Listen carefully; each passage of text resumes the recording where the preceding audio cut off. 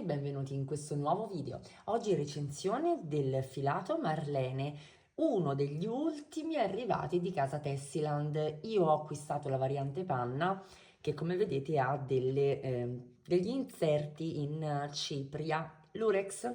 C'è scritto nella cartina che si tratta di fibra metallica, ma prima di parlare più specificatamente del filato vi invito a iscrivervi al canale qualora non l'aveste ancora fatto e a seguirmi su tutti i miei social, vi lascio i link in descrizione.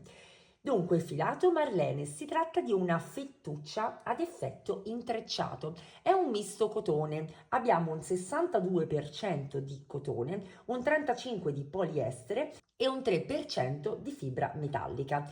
La rocca è di 250 grammi ed arriva a circa 500 metri di lunghezza, quindi devo dire una resa eccellente.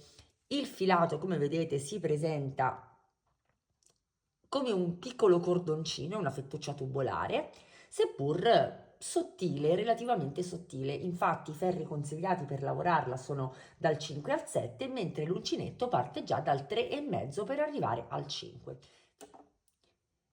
Ho lavorato qualche riga di punto alto, che è il punto generalmente più utilizzato nei progetti, per farvi vedere come si presenta la sfumatura.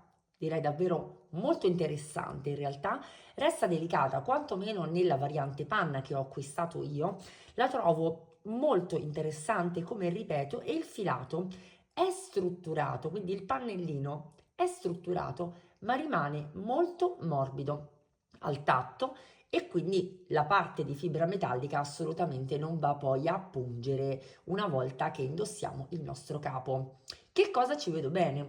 Nasce come appunto una fettuccia misto cotone, ideale per i capi di abbigliamento.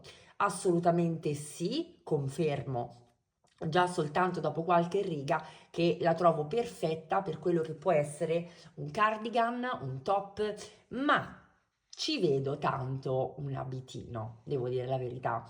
Punti consigliati: un punto fitto come questo è perfetto. Non disdegnerei di tentare un traforato, non troppo traforato, come ad esempio un granny o un punto ventaglio, perché no? Ci vedo proprio bene un abitino. Sapete come funziona un po' la creatività: guardi il filato, fai 3 punti e già sai dove vuoi andare a parare. Voi che cosa ci realizzereste? Avete già tentato di utilizzarlo? L'avete già ordinato? Fatemi sapere quali sono i vostri progetti al riguardo e che cosa ne pensate. Io spero che aver visto più da vicino questo filato possa esservi stato utile. Vi invito come sempre a iscrivervi al canale qualora non lo aveste ancora fatto e a seguirmi su tutti i miei social. Vi lascio il link in descrizione. Vi do appuntamento come consuetudine alla prossima recensione.